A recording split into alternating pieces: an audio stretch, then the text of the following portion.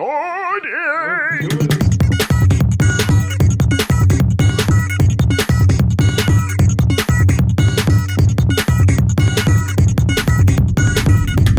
Ooh, tastes like beer. Well, I would hope so. I wonder what it is. Yeah. What else would it taste like? What are we drinking right now? We are drinking Sneaky Weasel, foxy, shifty, wily, crafty, no preservatives, no additives, from Balderdash Brewing Company. I love it. That's actually a cool name for a beer, Sneaky Weasel. Yeah, made in Vancouver, British Columbia. So shout out to Sneaky Weasel for this delicious tasting beer. Hell yeah. If you want a sponsorship, you know who to call. Yep. Even Hank Hill would be proud.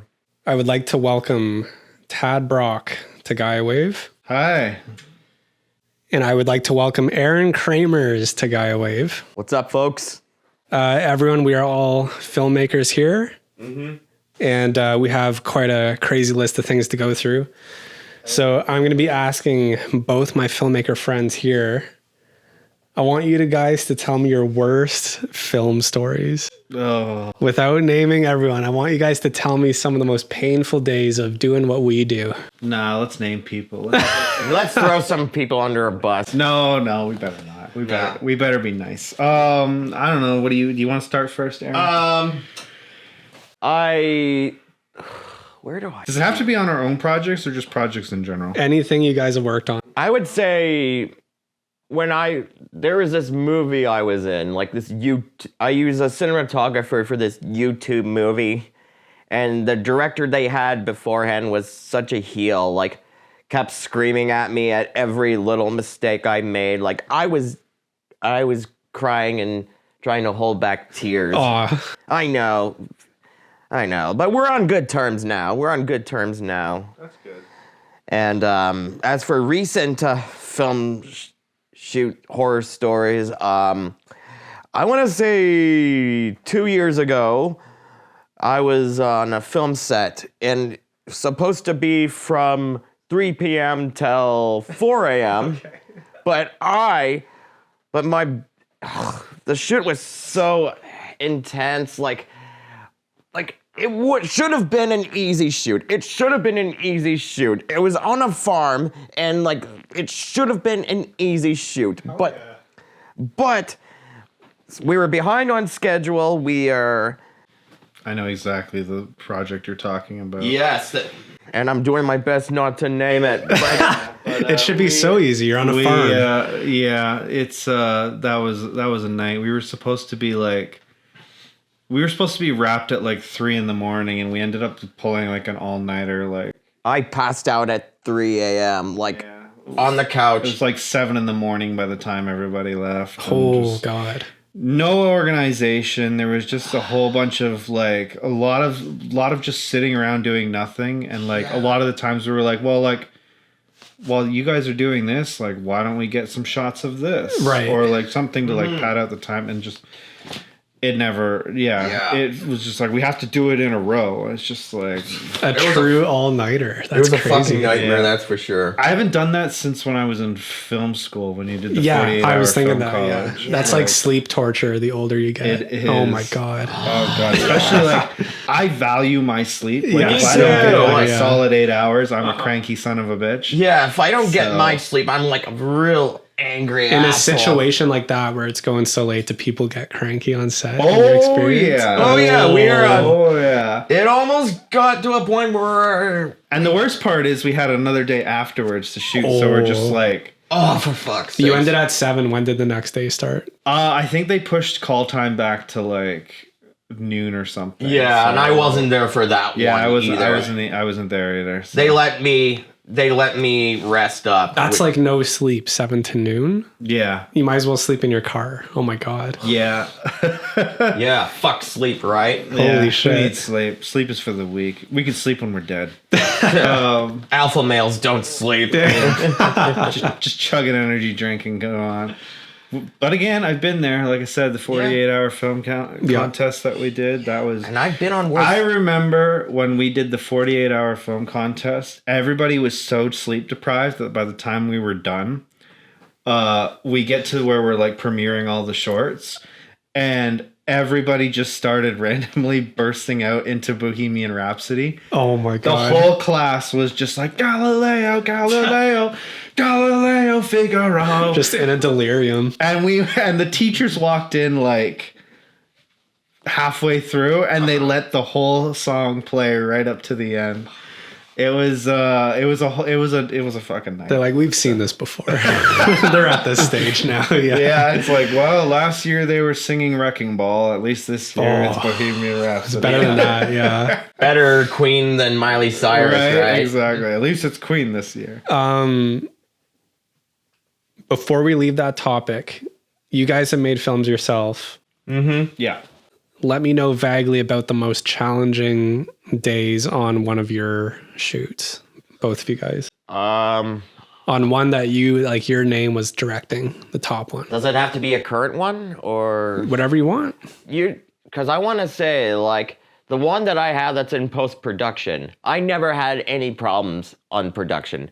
Good. Everything went off without a hitch. Everyone was awesome. I am 100% proud of my cast and crew that night, and to this day, I still am. But if we're talking about past shoots, there were times where actors would drop out last minute. There are times where communication isn't the best, and some crew members didn't bother show up. Sometimes, like, the person with the proper film camera didn't bother showing up, or anything that would help. So there is like one short where we were planning on filming it on a Sony Cine camera, but then we ended up filming it on a Canon Rebel DSLR. Still looks great, mind you. Yeah. It still looks amazing.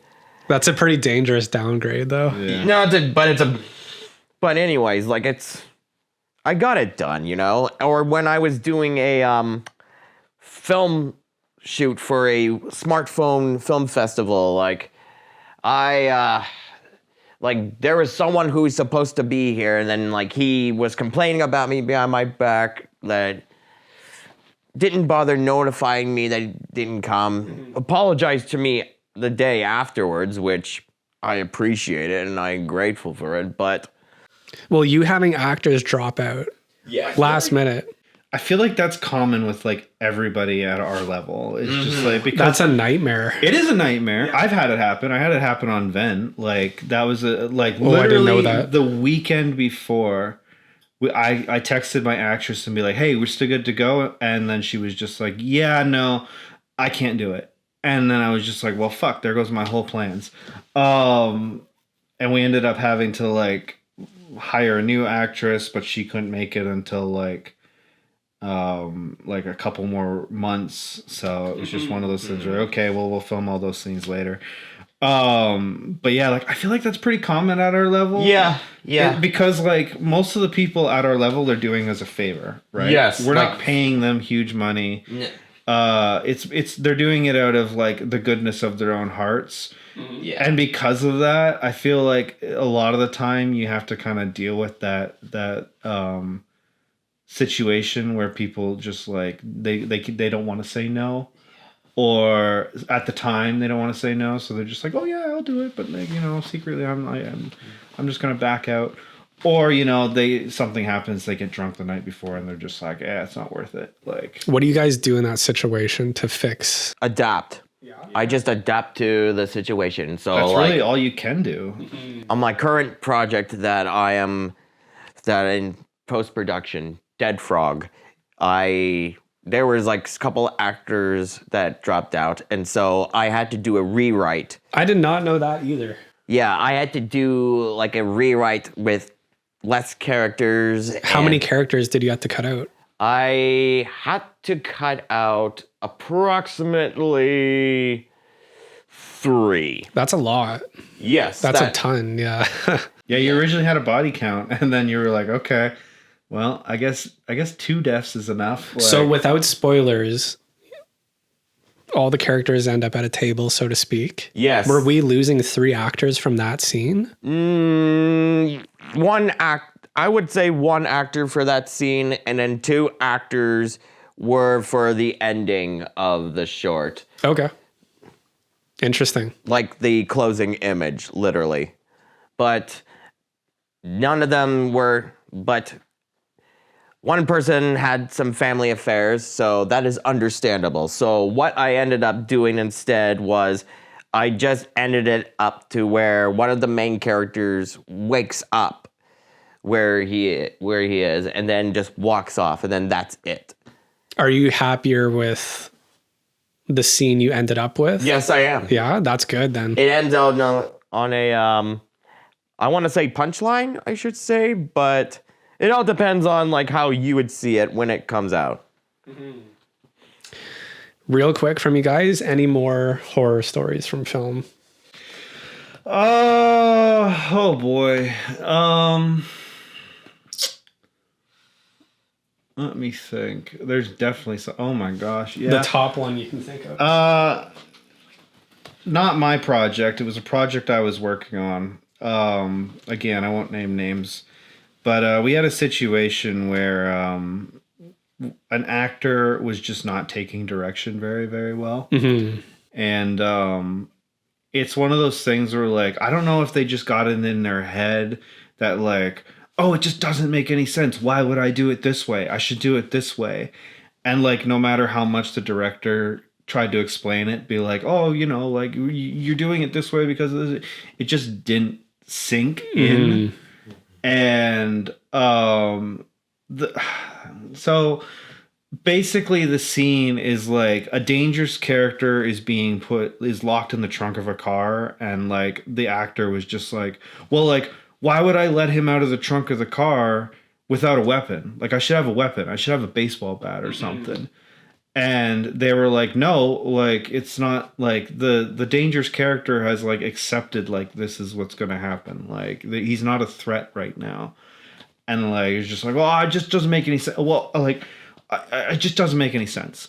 So like, I think it was supposed to be like, oh yeah, like we spent like a solid hour just talking about whether or not he should have a weapon.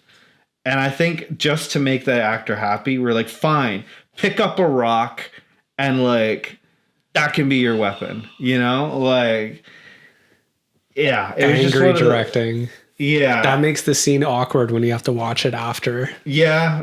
Every time we watch that movie and we see him pick up the rock, we're like, the fucking rock. Like, it's just one of those things where like, and we get it, like most of the time it comes from like the actor's place of like, I want this to be the best it can. So I want it to make sense. But like at the same time, like it's also your director's movie, and like the decisions that they make, they have to trust the director of what they know is going to make sense because they have the whole scope. Right? Yeah. So actors are weird sometimes. Or like pick your battles, you know? Like choose your battles. Like, some people aren't worth fighting against. Yeah. I'm lucky I've never ran into any like super egotistical actor. Yeah. Cause it's funny, I was watching the scene of the new Superman movie. Yeah. Where the behind the scenes thing, where they're like debating how to read a line. Yeah. And I know it didn't come off as like an argument, but I'm sure there's been a million times where an actor is like, no, I ain't doing what you want. I want to do it this way, right? So like, right. Or at the very least, like you could be like, well, I'll give you a take where we do the thing you want, and that we'll is give you the a best. take of like what I want, and like, you know, 100% that. But is also, like, rule. Did you ever hear the Kevin Smith Bruce Willis story? Where Bruce Willis was pissed he was coming in like high and shit like that? No, where Bruce Willis, like every day on set, he'd say a line, and he was just like, oh yeah, like it's something about like my baseball cards or whatever. Yeah. And like, it wasn't in the script, but like it was always just like he'd say that line, and like Kevin was just like, what the hell's going on with Bruce? And like apparently he was just like, well, Bruce really likes this line, and he knows that like the scene it's in is likely to get cut from the movie, so he's just gonna start saying that line in all the other scenes, so that like with the hope that like we'll edit it in. What is going on? What the hell? Crazy. Poor Poor Bruce Willis. Oh my god. Yeah, and now with the context that we have, it's just like, was that like the beginning of the downfall? It's just Oh, I don't think I don't think he remembers any of that. he probably does. Probably not now. No. Yeah, no, probably not now. I've heard what he has could have been caused by hearing loss, which he got majorly during Die Hard. When there's a scene where he's on his back shooting up through a table, and he said he did not have hearing earplugs. So he got hearing damage from that scene. Holy shit. And now if I ever watch that scene, it kind of gives me chills because I'm like, oh, fuck. Like, that's not good, right? Mm-hmm. It's crazy to think that, like, that one little thing can, like, spiral and like, create things down the line. Scary. You got to be like, careful. You know how, like, time travelers, like, if they could go back in time and stop something from happening, it's just like, oh, I would go back and like, stop Bruce Willis from hearing loss in Die Hard. Well, I always think if people are using guns with blanks, and you see them, you're like, you never really notice the earplugs. Yeah. So I'm like, I hope they have something, right? Because usually they should. They should every I would time. hope so. I'm just curious, do they CGI it out after? Back then, probably not. Yeah. No, back then it was just Back blank. when men were men and doing this crazy shit. Linda Hamilton went deaf in Judgment Day. Did she actually? Yeah, when she was in the elevator scene, she's like shooting up there like with blanks. Like she went deaf. So they really weren't using them then. No. That's crazy. Maybe it depends on the shot. It's just like, oh, well, we can see your ears clearly. Like, we can see the... You would think maybe they have like flesh-colored earplugs. Yeah, but you could still... Like, if it's like a close-up or something, they're probably just like, yeah, we can still see the earplugs. You're going to have to take them out, Linda. That's tough. If I ever did an action movie, because the real blanks look amazing. I was seeing scenes from the movie Eddington. I haven't watched it, but I could tell they were using real blanks because just the muzzle flares and like the sparks flying off are crazy. And I'm like, I would say if I was in that guy's position, I'd be like, save a chunk of CGI budget for getting out earplugs.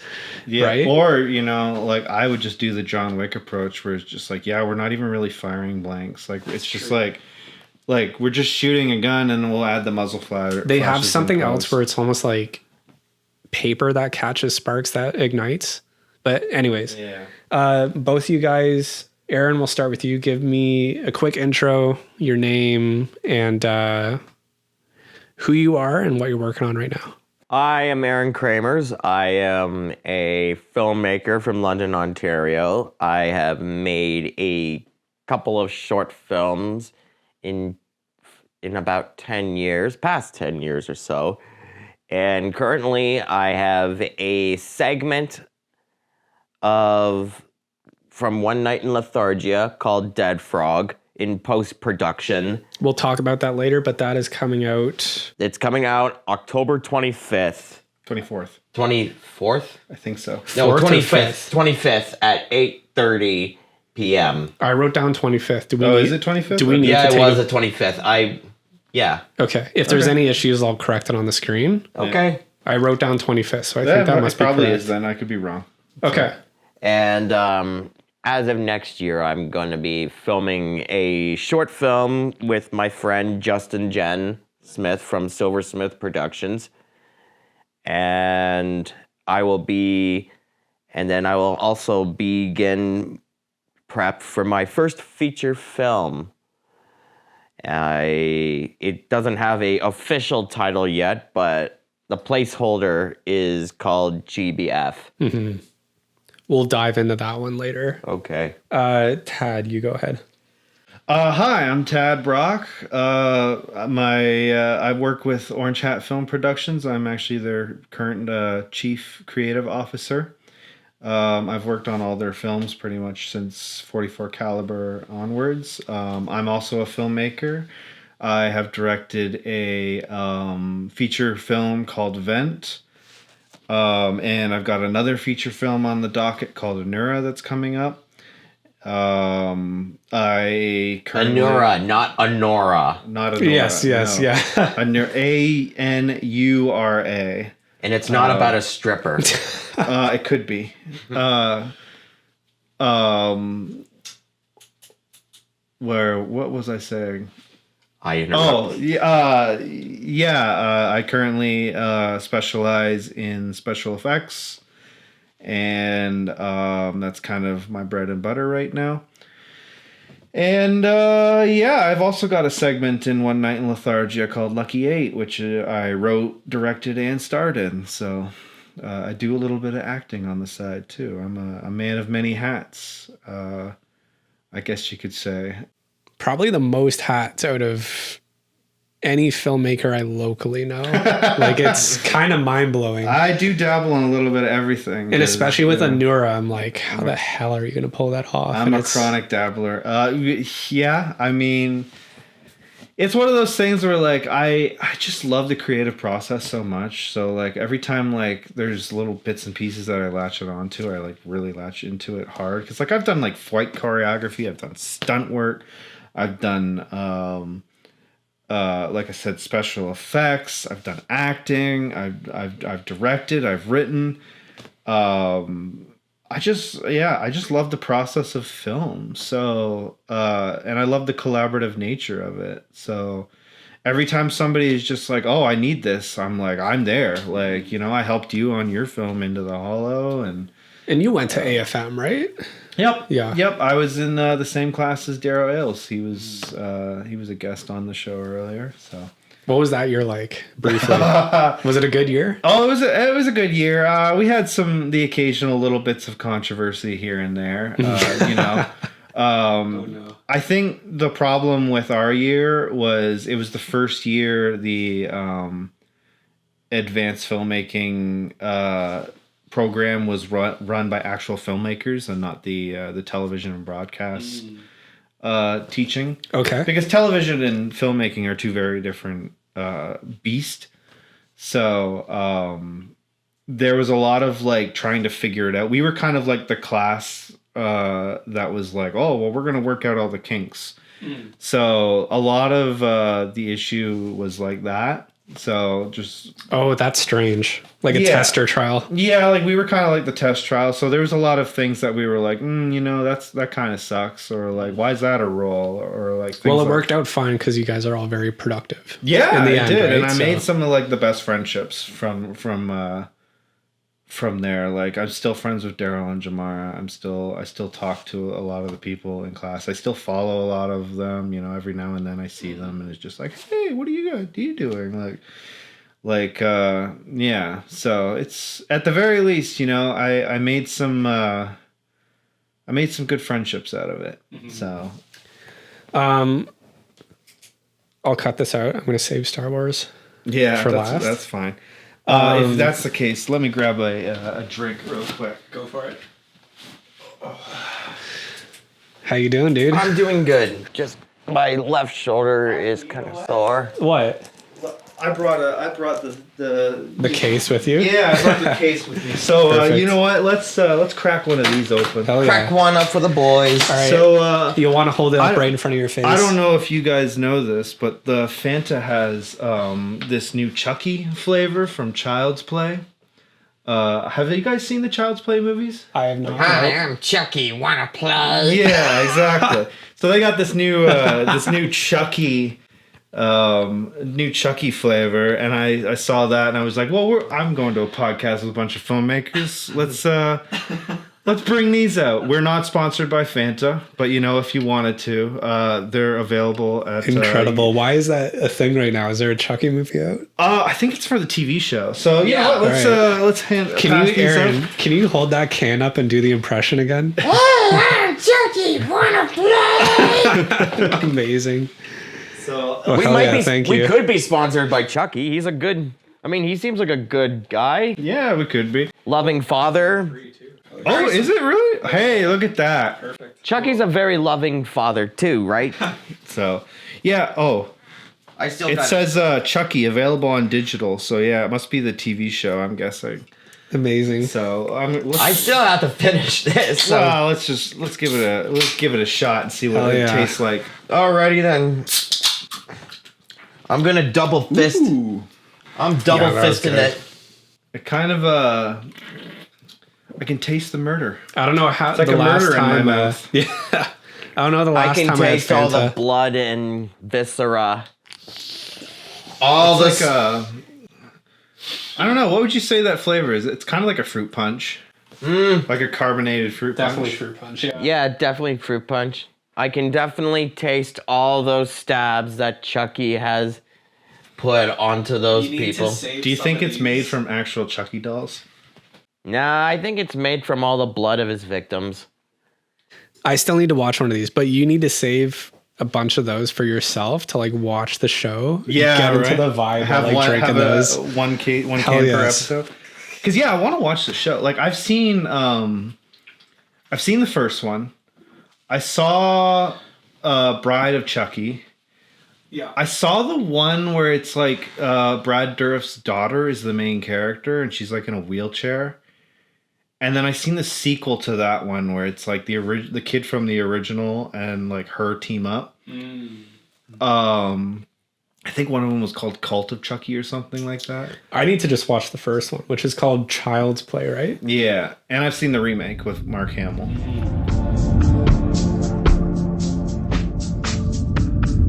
Aaron, tell us all about Dead Frog. Dead Frog. It's about a narcissistic vlogger who, after a night of drinking and partying, wakes up to a mysterious room where we have a stranger donning a frog mask, confronting them and forcing them to play a deadly game of Russian roulette. And that's where dark secrets are being revealed. And how did you come up with this idea for Dead Frog? Originally, I came up with the story like 9 years ago when it was just a simple little short film about people forced to play Russian roulette. And I tried to get it made in 2016, but a lot of things happen like timing, budgeting, scheduling, schooling. I was still in college when that happened, when I was making it, but then I had to like stop from there, like shelve it for a while. So at the time you made it, it was like a 7-year-old concept. Yes. That's crazy.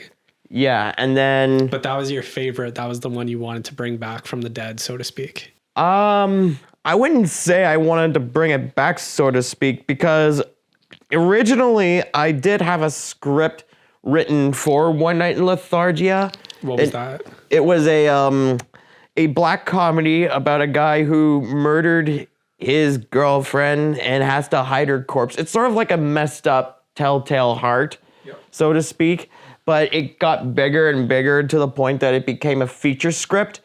So then I was like, everyone was like, yeah, let's just make like just come up with a short. And then I found this roulette short because it was called Roulette back then. And then, I started some rewriting and then got some notes. And then I turned it into Bloody Mary. That's one of the characters that I eventually had to remove. Yeah, because all the shorts in One Night in Lethargia are named after drinks. Right. So So the script was originally called Bloody Mary because... Wait, let me stop you. Dead Frog is an actual drink? yes. Yes, it is. Okay. Yeah. But Dead Frog was not originally a character in the roulette script. Trippy. Yeah, I never even had thought of the concept of a person wearing a frog mask before that. Do you have that mask? Yes, I do. I have it at home. I forgot to bring it with me. I know. But I do have it at home still along with my slate. Okay, really quickly, how was the production on Dead Frog? Production was smooth, like the first production we were doing like the first half of the vlog stuff, and it was easy. We did some filming at my old apartment, and then we did the rest of that scene in Daryl's place. And what we did was I allowed my actors... They shot it in chronological order too, pretty much. Yes, pretty much. And I allowed them to improvise their lines, like, because they're vlogging, if I get them to read off on the script, it would sound robotic. What made you think of them vlogging for the movie? I watch a lot of YouTube, and then there's this one YouTuber. She's like this vapid, like, bitch from Las Vegas. Okay. Like she's like vlogging herself, making music, and like she has this song called "All About Me" because it's like a birthday song. She's like me, me, me, me, me. It's all about me, and she was like, And this. she was the inspiration for Sweet Stacy. Yes, yeah. This vapid, narcissistic woman child who, on her Instagram, like her info says 14 forever. So tell me if that says anything about That's a the strange maturity. one. That's a weird one, yeah. So if you're wondering, Why 14? That's like the worst age to want yeah, to I do. understand like Forever 21. Yeah, like I could 14 is- understand. I mean, if I could stop at 25, I would have. But must have been one of those spoiled brats.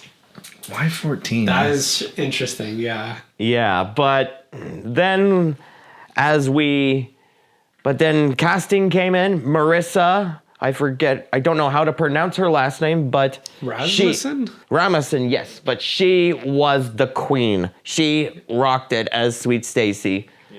Yeah, I worked with her on a project called Night with Nathan, which is actually coming out very soon.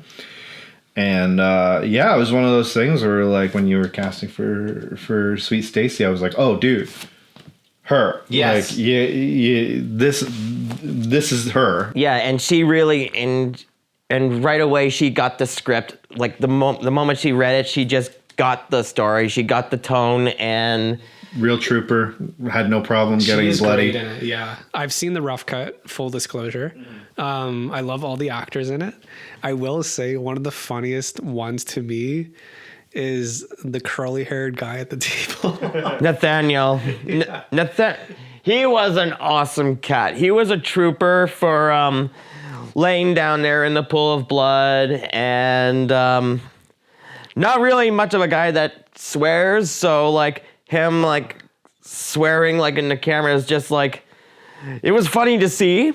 I found that part hilarious. I always love when you have somebody who, like, you know, in their real life they don't really swear often. Yes. And then they have to like say it. Like, it's like hearing Morgan Freeman say fuck. It's like, yeah. Unnatural. It just feels unnatural almost. It's just like, Yeah. like in Wanted where he's like, shoot this motherfucker. It's just like, would you say Dead Frog is the biggest thing you've done yet? Yeah. Yeah, so far I've done, like, before that I've done just scrappy amateurish short films that I don't regret making, mind you. I don't regret making them, especially we ought to start somewhere. Especially the ones that I've made with my friend Justin Jen. I've seen a lot of them. I like them. Thank you. I'm very proud of them. I love what was it, like Bitcoin? Paid by Bitcoin. Yeah, that was yeah. a short, like, that was supposed to be part of like a trilogy of short films that Justin Jen came up with. Like, the first one was Red Room, which was about red rooms. Paid by Bitcoin, which I made, was about hitmen on the deep web. And the third one, which we will be filming next year as a short, will be dealing with drugs, because our trilogy is dealing with the deep web. Oh, so you're gonna be with like your original crew. Hell yeah. You got to start that as soon as you can. I'm hyped to see that, honestly. Me too. That's sick. All right. Tad, Yeah. tell us all about Lucky 8. Lucky 8 is a short film about a man named Chance Fisher who happens to be the luckiest man on the face of the planet. Things just always seem to work out for him. And he ends up meeting this girl who's breaking into his car, and finds out that she's kind of hitting on hard times, and he decides that he's going to enter a high-stakes poker game to win her some money and hopefully help out with her financial situation. And it's kind of like a crime comedy done kind of in the vein of like a Ryan Johnson film. Yeah. And how did you think of this? Where did the idea come from? So, Pixar, they have this this thing online called the 30 Rules of Storytelling. I don't know if you've ever read it. And one of the rules I remember reading was conveniences that get your characters in trouble is engaging. Conveniences that get your characters out of trouble is lazy. Mm-hmm. And I remember reading that and being like, you know what, that's true. But I would love to write a short where that breaks that rule. Where it's just like, okay, let's have a bunch of conveniences getting my character out of trouble. And see if that can be interesting or engaging enough. And that's kind of where like the whole Chance Fisher character came about, was just like luckiest guy on the planet, you know, he steps outside and he steps on a $20 bill, like that kind of like the luckiest guy on earth. Here's the weirdest thing. He's almost like an unconventional hero.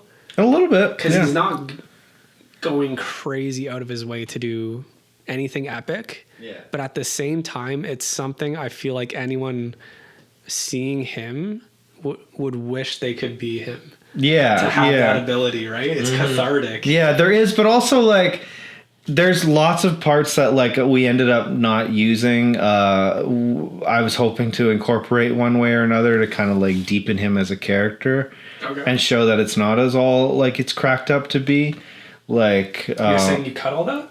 I cut it pretty early on. Give us like an idea of what you were thinking. So like I originally had like this big monologue that he was supposed to give about how like he's like, yeah, I'm the luckiest person in the world, but like I don't have a single friend that I can trust because every single person I know is usually just hanging out with me hoping some of my luck rubs off on them.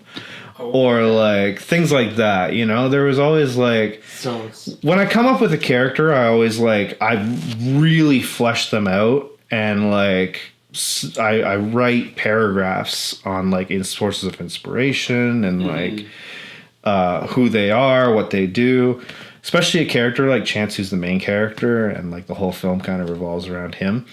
So yeah, like there's a lot of stuff that I didn't use because it just wasn't relevant at the time. But it's always nice to have that in case, like, you know, when we shoot the wraparounds, or like if there's ever a situation where like I appear in another short film or something like that, I can always kind of go back to that and be like, oh, well, like this is how he would react. This is what he's thinking. So how was production for Lucky 8? Production was great. I had an amazing crew. I had like actors that I've known and worked with before. I worked with Elena Walker, who's she was in the theater program that at Fanshawe when I was doing film. Nice. She's great. She was in my my narrative project as well. So I've worked with her before, and it was one of those things where I wanted to work with her again. So I reached out and was kind of like, hey, would you be kind of interested in doing this? She was really gung-ho about it. So that was great. And if I could just jump in, this is the second one you've directed and starred in. Yes. So what made you, at least for this, want to do the role rather than just giving it to somebody? So the first movie that I did, Vent, I starred in it, but it was a very reluctant starring. I talked to pretty much everybody I knew trying to get somebody else to play that role. And everybody said, I don't really want to spend like hours in a vent or like on set kind of thing. So like everybody turned me down. And it was one of those things where like, I don't think this movie's going to get made unless I play it. So I didn't want to play the main character in that movie. If I could go back in time, I definitely would like have like saved up a little bit more money to sweeten the pot and be like, hey, you know, I'll pay you $5,000 to do this movie, like, and get somebody who actually knew what they were doing. But with Lucky 8, I wrote that role with me in mind. Okay. So like, I'm a lot more happier with my performance in that because it kind of plays to my strengths. It plays to what like I know. It's definitely a role that's more closer to me and like. it's one of those things where like I when I wrote the role, I was kind of like, if I had this power, what would I do with it? And like I feel like that's really cool. kind of where it came from. It's just like, yeah, like I'd probably live in my car and just go place to place and just like, you know. And without spoiling things get very crazy. They do get very crazy. Yeah, Aaron plays a James role. Fisher is like the male version of Domino. Yeah, kind of. In many ways, that was a source of inspiration. There's also there's a character from like the Disney Donald Duck comics called what's his name? Gladstone Gander or something like that, and that's kind of his shtick. He was in like the new DuckTales reboot, and like he's done like a couple, and that's kind of like the joke is like he's super lucky. Oh my god! Now that you mention it, Lucky 8 has a bit of a. I know it's not Looney Tunes, but that kind of Western animation slapstick. Yeah, Like cartoon stuff, like a Chuck Jones type it is. Like it's I kind of envisioned Chance as like a very Bugs Bunny-esque character who's so always cool. Like, yeah.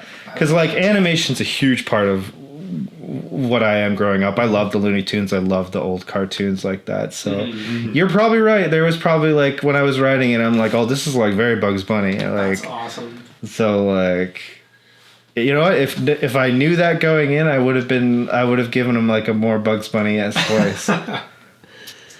All right. Well, so both of your shorts are connected in an anthology film. Yeah. Yes. Called One Night in Lethargia. That's correct. For viewers who don't know what an anthology film is, what is a good comparison? Like Love, Death, Robots. That's an anthology series. Yeah. Heavy Metal is an anthology film. Yeah. Creep Show. Ballad of Buster Scruggs, Trick or Treat to an extent. Right, yeah. VHS. The VHS franchise. The VHS franchise. My favorite is Animatrix in this. I love the Animatrix. So good. Best Matrix movie by far. I It's up agree. there. Maybe like the first one, and then the Animatrix is like right there. That movie terrifies me. Unlike which one? Others. The Second Renaissance and the Animatrix. Okay. It's when I watched it with friends a few years ago, and me and my friend who had seen it, there were three of us. We were, as soon as Second Renaissance was starting, we were just like, and my friend is like, was that the one where they show the origins of like when the war, the machines, and there was like a one clip, one scene where like a guy gets his head crushed and his brain explodes. Yeah, it's horrible. But my friend was like, why are you guys cringing? And we're like, you're about to see some shit. Like, some really terrifying shit. So bad. Which is crazy too, because like I think of like the Matrix sequels, and I'm like, you know, these movies would have been a lot better if like this was like in it, you know. If this type of violence was in it, not the violence, the story, like the backstory of like why the robots are like took over the world. And like stuff. There's untapped material. I always wish they would revamp the Matrix with a prologue of the Second Renaissance. Right? You know, yeah. Like, that in live action would be fucking nuts. Yeah. All right. Anyways, so One Night in Lethargia. It has 5 shorts. Yes. Yeah. Two one directed by me, directed one by Aaron, one by Tad, one by Stephen Beeson. Then there's Froze, directed by Derek Hill. Yeah. Painkillers was directed by Stephen Beeson, and then Dark and Stormy was directed by Devin King and Daryl Ailes, respectively. Right. Once again, another quick promotion. It is coming out October 25th. At the Highland at either 8 or 8:30, please. 8:30 p.m. 8:30, okay. And then follow that. Get your tickets now. Yeah. Followed by a panel of independent filmmaking with Daryl Ailes, Michael Jari Davidson, who is a prolific Canadian cinematographer and Instagram film teacher, I want to say, because he always posts a lot of like informative reels on I like Instagram. his reels. Yeah, you sent me a lot of them. Yeah, and a producer. I don't know the name of them, but yeah, the local indie producer in London. So those 3 people will be on the panel after the end of One Night in Lethargia. Are you guys going to do a little Q&A? answer? I have no idea. Yeah. We'll see. I certainly hope not. Not yet, anyways. Well, this is a big moment for all of you guys. That's true. That is true. You know, so with Lethargia, I almost feel like it was a revitalization. I know you did Vent recently. Yeah, well, not recently. That movie was like that's like a 3 or 4 years ago. It's been a while. Okay, so let's say Lethargia was like a revitalization of the energy you Yeah. guys have. Arron, we'll start with you. What do you have going on in the future? Next year, I'm going to be helping my friend Justin Jen of Silversmith Productions, finishing up our Deep Web short film trilogy with Are you making one more or two? one more, and then after that, I will be filming my first feature film. All right, tell us about that. Well, it is a queer black comedy about this gay guy who... Black comedy as in like dark comedy, not a comedy about with black people. Yes, let's be clear about that. And basically, this is the first act, mind you. He gets stood up on a date at a bar, and then he meets this other guy who was nice enough to give him a ride home. And then he starts hanging out with him, and then he falls for him. But then the next night out, he discovers that not only is he straight, but he is dating his bestie / roommate. And then the rest of the movie is just him trying to get out of that situationship. Like, So how would you describe that dynamic between the characters at that point is in terms of what we are to expect? kind of like a gay It's Always Sunny in Philadelphia. Okay, hell yeah. So you like this idea? I think this is the only one I've seen you gravitate to for a feature. Yes. So what made you come up with this? And Last year, I was getting on a Troye Sivan kick. For those of you who don't know, Troye Sivan is a multi-million-dollar, like, gold record for Australian gay pop star. Hit singles like Rush, One of Your Girls, Get Me Started.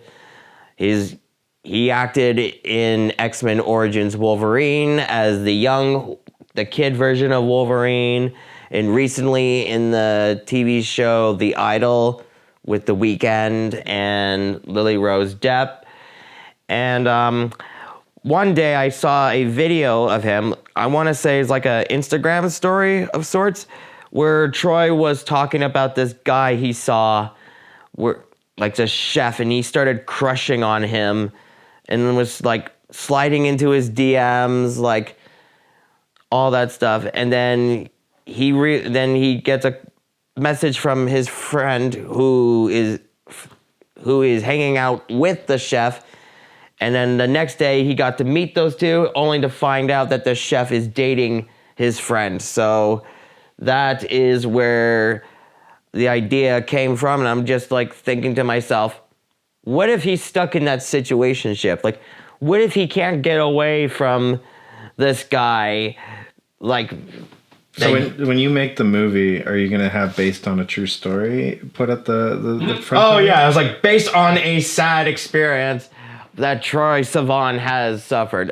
No, because I've come to understand that he isn't the only gay guy to experience this, because the film is about the whole gay experience where gay men fall in love with this one guy thinking that the feelings are mutual, only to find out that they are straight. So that can be really confusing for the gay community. And I feel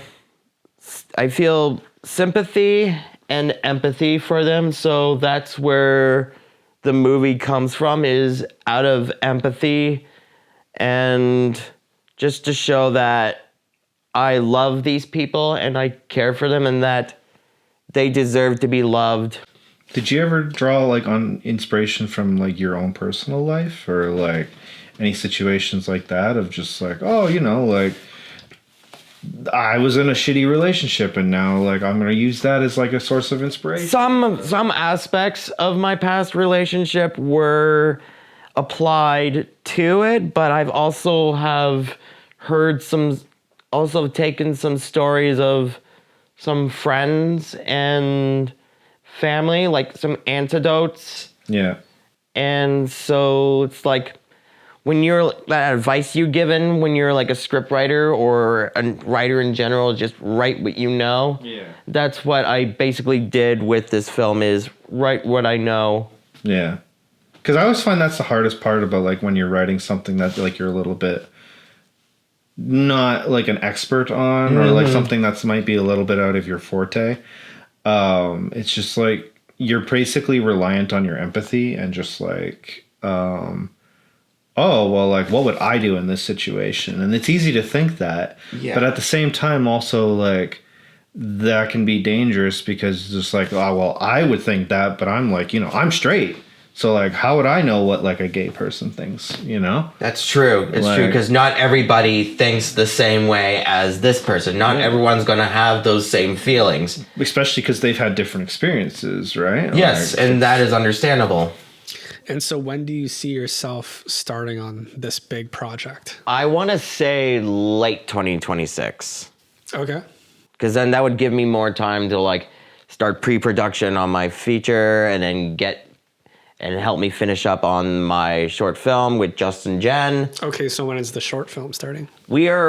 I'm hoping like the second quarter of 2026. Okay. I'm still like writing down a recent revision of the script. So You'll have a busy year then. yeah. Well, I'm very excited to see that happen. Thank you. I know it's something you've been working on for a while, so it's going to be a big project for you. And I'm very excited. After you do the short film, we'll have to have you back on, and then especially during the feature and after, we'll get some updates.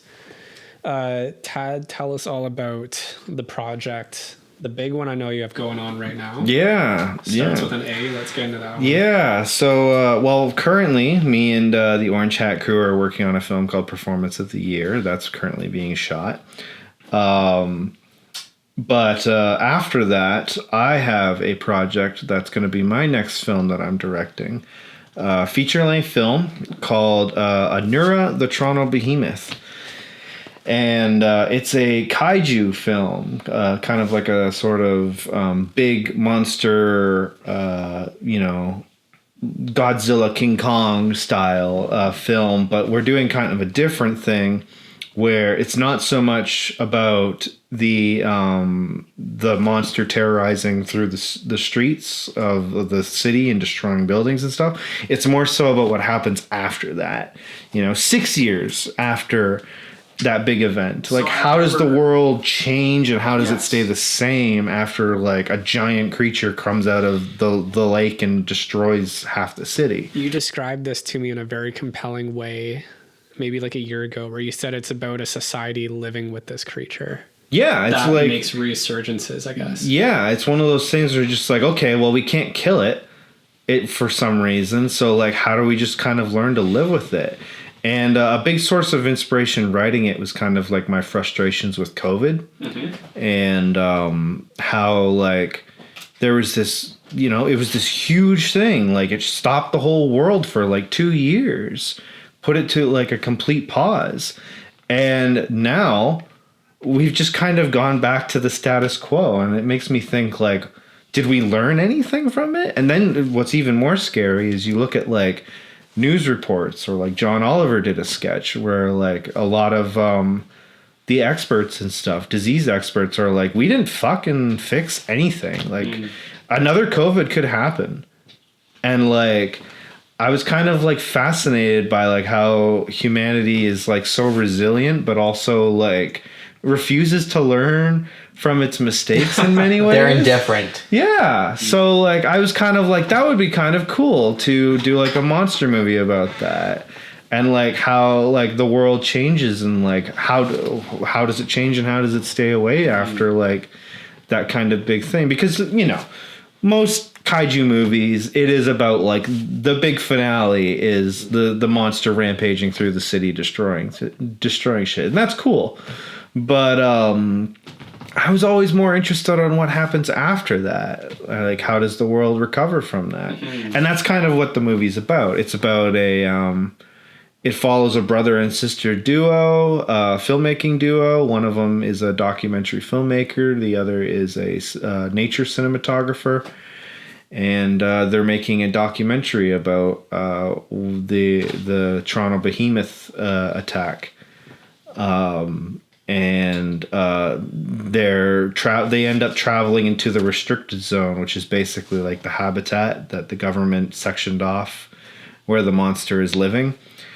And they end up traveling to the restricted zone to get an interview with a whistleblower and somebody who's going to spill all the government secrets. And so that's kind of the big movie that I've got on the docket. So I think a big question is how I'm going to do it. Yes, because we're all low budget, and yes, people are going to think of Godzilla. Yeah. In comparison, what is your? So, how would you answer that? So right now I'm currently operating on I think we're going to do it on a budget of maybe 15,000. And very low. It is very low for what people would think of in this situation. Yeah. And thankfully, I've been working a lot over the summer, so that budget might grow. And if it does, it'll go to making the best movie possible. But as of right now, I really want to do it on a low budget because I think we have gotten to a place where there's so much technology that is capable of doing these amazing things. Like, I remember Gareth Edwards did like an amazing interview where he's like, if you think back to like Jurassic Park and the special effects and the technology it took to make the CGI in Jurassic Park, the technology in your cell phone is 10 times more advanced than the stuff it made. It was used to make that movie.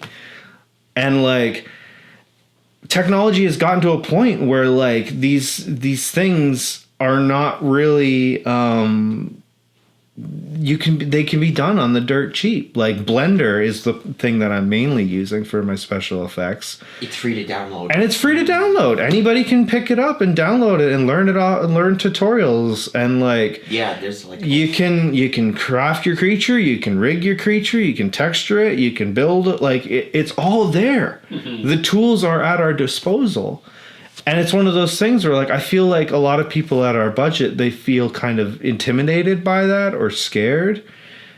And I don't know, going into this movie, I was just kind of like, yeah, but, like, look what can be done. Like, the possibilities are endless. And, I just really kind of wanted to, like, if the movie comes out and it sucks, people don't like it, that's fine. But at the very least, I hope somebody watches the movie and at the very least is like, wow, that was made by one dude on a laptop. Right. Like, those special effects were made by one man on a laptop. And you know what? If that's all I get that happens in the movie, cool. I'm really I've seen some. Yeah, because I've been doing some test footage. And, I'm very excited to see the integration of the filming you're going to have going on. Yeah. So give us a rough timeline of when you're going to be starting production and when people can expect. Yeah, I'm hoping that we start filming in May or June of next year. We'll see how it goes. But I'm hoping for that, and hopefully we can release it either next year, late next year, or early the year after. It'll depend on a variety of factors. I kind of I don't want to commit to a set release date on this one because there's a lot of balls in motion and things that I want to have done before we actually get to a premiere. It's definitely, it'll be a project that'll be coming soon. So we'll definitely have you on, hopefully midway in after production. Yeah. Just totally. Get a good checkup. I would love to be back. So.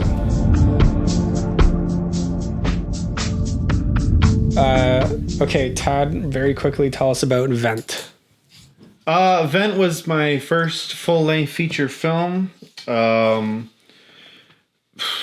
It was kind of an experiment of a movie. It was mostly just a movie that I did just to prove that I could make a full-length feature film, and also do it on as minimum as possible. It was kind of a writing exercise to basically, I just wanted to do a movie where it's just like one character in one location.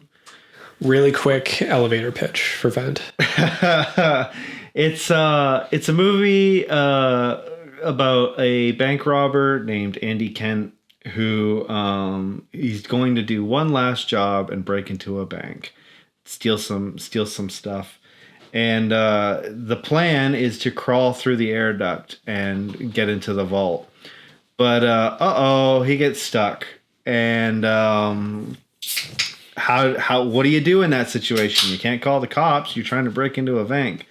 So it ended up that's kind of that was the movie. It was sort of like a drama. There was some comedy. It had a little bit of everything in it, and it was a neat little experiment. I'm happy with the result, but like I said, if I could go back in time and change it, I would have hired a professional actor and not have to be the one to do it myself. So, I thought you did good.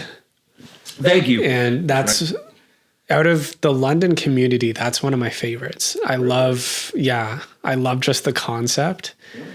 And the biggest part I didn't expect going into it was that there was going to be an aspect of like psychological breakdown. Yeah. I mean, that came much later in the script, believe it or not. When I knew that was going to be a factor, I was like, oh, this is going to get crazy. So because the first draft, actually, there wasn't any of that. It was just kind of a regular guy. Uh-huh. And I think it was Daryl or somebody came to me and was just like, if only there was like a way you could get a microphone into the character's head, because there was just a lot of scenes of him not doing anything, and it's very hard to have him express what he's feeling in the moment without him being like just talking to himself, like, oh my god, like very exposition. It's bad writing in a way to just have him exposition and narrate everything, like if you had the character be like, oh my god, I should write that down, blah blah blah blah blah blah, like what's going on here, oh who said that, like right. So I was like, that he's right, I need to get like a microphone in the head, but how do I do that? And that's kind of where that came from, was this idea of like, oh, well, like, what if he starts seeing hallucinations and like he starts talking to his hallucinations start talking to him. So now it's like his brain is literally talking to him. And now, like, when he's talking to these figments of his imagination, it's almost like we're seeing a part of him. Mm-hmm. So, I'm a big fan of it. Mm-hmm. You had it on pay-per-view for a bit. Yeah. Do you have any future plans for getting it out to the public? We do have there's been plans for a long, long time to get physical releases done. I know for a fact that like it is almost close to being done. I've seen the DVD menu all built and stuff. Jamara Forbes at Orange Hat is working on it. So I'm hoping that very, very soon we will have some physical releases of Vent, so people can start purchasing it and watching it. So that'd be sick. I'm gonna get me one of those. And maybe after ANURA is done and out there, I might just put it up on YouTube. So go into it as vaguely or as much as you want, but you other than ANURA, you have another feature in mind. I can't talk too much about this one. Me and Michael J. Doyle, another local filmmaker who just recently did a movie called Leatherbound. We have a project on the docket that we've kind of been workshopping together. I've wrote the script. We are currently on the blue draft. And it's kind of a an interesting one that we've been wanting to do. Like he's going to direct it, and I'm going to write and act and produce in it.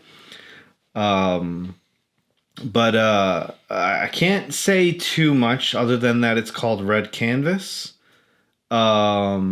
It's a serial killer. It's a story about a serial killer, and Dario Argento films were a huge source of inspiration. So like Suspiria, Deep Red, Tenebrae. yeah. So like it's Those movies. Very, we're very excited to hopefully start working on that soon. Me and him are just workshopping the script, getting it to a point where we're both comfortable to get ready. And So we'll touch base on that far in the future. yeah, But when do you think production will start on that? probably not till what's next year, 2026, maybe 2027, maybe if we're lucky, late 2026. But Right. I've been told some of the details, and folks, it sounds really cool. So I'm hyped for that one. yeah, I'm hyped for that one too. So if anything, I'll be playing the serial killer in that. So, and that's something I've always wanted to do. I've always wanted to dabble as an actor in playing a more villainous character. And I think this is a role that I can really sink my teeth into, and I plan to, because like I've told to Michael, like this is the film that like I want to like go full on like disappear into the role. Like I want to get prosthetic nose. I want to like shave my head or wear a wig or like Hyping me scar up, hyping me makeup. up. Oh Like my I God. want to go fucking hard Nice, into it. nice. So Like a and Tom Hardy performance. yeah, and Michael, to his credit, has been very gung ho about it. He's like, yeah, let's do it. So That's a good combo, honestly. You and Mike. yeah, no. And you know, I love Mike. He's great. I always like hanging out with him. So it's one of those things. I helped him a lot on Leatherbound, especially with special effects, producing. We burnt the bed in my backyard, Right. like the whole bedroom set that he had. That at the end where it's all on fire, we basically just went out to my backyard and Did anyone lit like that sucker up. Did any strangers wonder what the hell was going on? Or Nah, I live out in the middle of nowhere, and that's like one of the best things you can have as a filmmaker is to have that like open space, because you can just do whatever the fuck you want. Like the only time it was ever an issue was, strangely enough, for Vent. Oh Because my God. Okay. the end of Vent, where like the police officer is putting him in the back of the car. Yeah. I bought the siren that goes on the top, or the lights that go on the top of the vehicle, and we shot that in my backyard. And the only incident was the next day we had a neighbor get in contact with my dad and be like, "Hey, were the police at your house last night?" And he was just like, "Oh yeah, no, Tad was just filming a movie. It's cool." So, Oh my God. but yeah, like that's one of the benefits of living out in the country is you can kind of do those things and you don't really have to worry about bugging the neighbors. Because you had that issue a couple times in Into the Hollow. I learned. I was trying to be very careful, and then there were some close calls. Really? There was? There was one part where I did have the clearance, Yeah. but some guy was shining a very bright flashlight at us. It was at night, and I just had a bad vibe. So I was like, let's get out of here and do it somewhere else. So people are nosy, and when you're filming at night, it can look suspicious. Yeah, especially depending on what you're filming too. 'Cause, Yeah. like I know for you, it was like we had weapon or fake weapons on set, and Yeah. that was your big fear. Had to make sure nobody thought there was something sketchy going on, so played all the cards right on that one.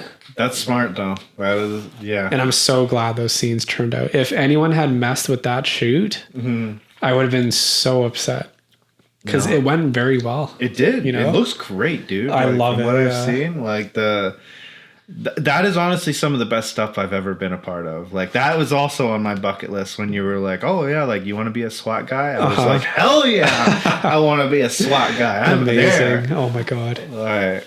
Yeah, that is I've always wanted to do action scenes, Yeah. and Fuck yeah, I'm so proud of that. One of these days, I do want to choreograph like a John Wick style action sequence. That'd be badass. Yeah. So like you and me here, I'll choreograph it. You can Hey, shoot it. I'll keep get that some one in shit mind. going. I have no idea what I'm going to do after Into the Hollow, honestly. All right. While we're on the topic of movies we're making, Aaron, we'll start with you. All right. If you got successful and you had unlimited money, what would be your dream movie to make? Holy, that's a tough question. Even if you only have a vague idea of it, what's the kind of thing? I always, that's a really good one. I always wanted to do like so many movies I wanted to do with an unlimited budget. I would, right now, I'm just, so many. You know what? Why don't since we were just talking about The Matrix, I'd love to do a Matrix movie. Okay. Like in the actual franchise? Yeah, in the actual franchise. Like have it like do like an Alien Romulus thing where it's like takes place in between like something like that. Like either that or a Terminator movie that's like Alien Romulus. So those are the two franchises you'd like really like to dip your toes into? Yeah. That's cool. That's cool. I like that, yeah. That's sick. What's your favorite Terminator? It's I know that Terminator there's one answer to that. Terminator question. 1 and 2, like they're great, but I'm also, if we're talking about movies outside the sequels outside of Judgment Day, I did enjoy Salvation. I love that one, yeah. Yeah. With Christian Bale, like when with the behind the scenes of him going off at McGee. Yep. That's ancient. Are lore you now. a professional or not? I want him off my fucking set. I'm glad people are warming up to that movie now. I always liked it, honestly. You know what's funny about that controversy too? Like that is some like the most milquetoast. Yeah. Like that happens on set a lot. Right. Like it's not like very uncommon. I think in that case it was unfortunate because it was recorded. Yeah. And everybody's like, wow, Christian Bale, what an asshole. It's just like, yeah. But even then, like, I'm 100% on Christian Bale's side in that situation because the light guy's fucking things up in the background while they're like trying to film shit. And like, that's like, you know, rule number 1 is just like, unless you're the actor, stay the fuck out of the camera side. Just like if they're shooting a take and you're off in the background like, like, yeah, like you messed up the take. It's not any good anymore. And like McG should have said something. That his job as director. McG, like he also directed like 2 Charlie's Angels movies. Oh God. And this the Netflix movie, The Babysitter with Samira Revan. Yeah. Like, are you a professional or not? I'm confusing him with the Gears of War director for some reason. Joseph Kosinski. Oh. All right, Tad, tell us your dream movie. One of my favorite movies ever. If you had to put a gun to my head and say like, what's the best movie ever made? It would probably be Who Framed Roger Rabbit. Okay.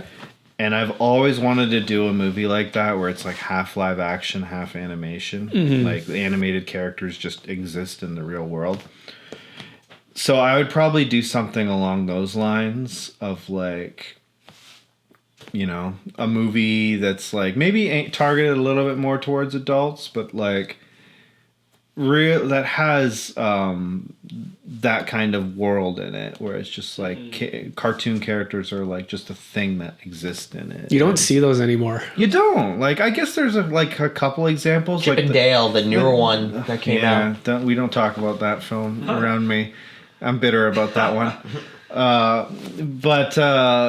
Yeah, like that was probably the most recent example of that.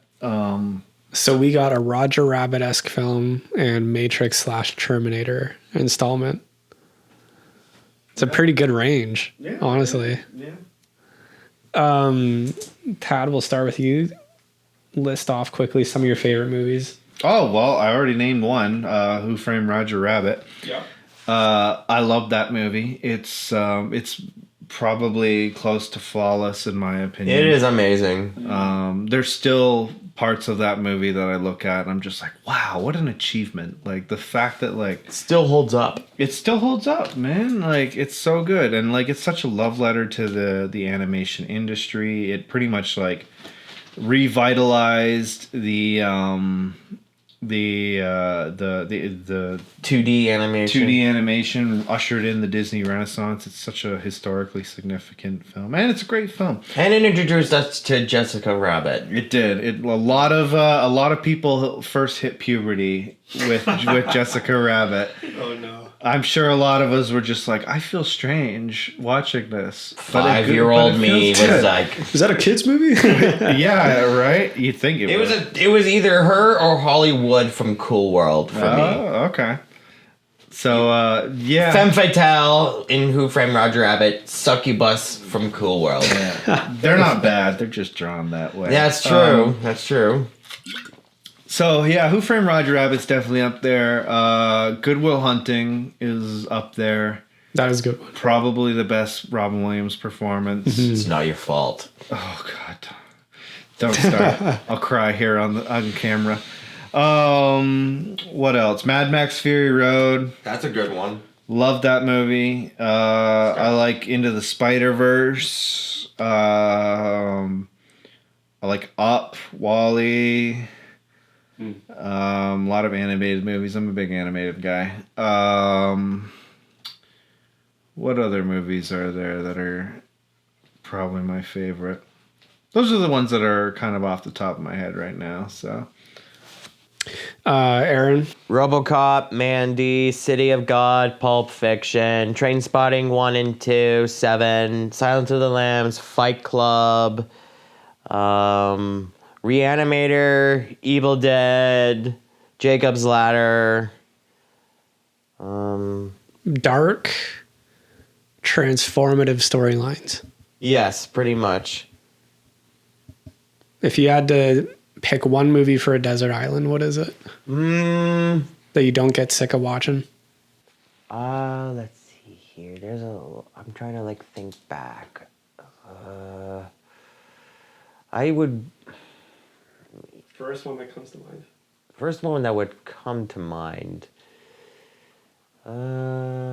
Train Spotting. Nice. Oh, cool. Choose Life. It is a good one. What about you, Mason? Favorite movies?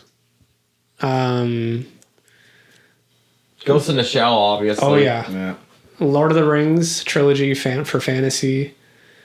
Sci-fi seems to be a big one for me. Cube. I love Cube. I love Cube. It's one of my Cube favorites is ever. so good. It's so Canadian like classic, Yep. man.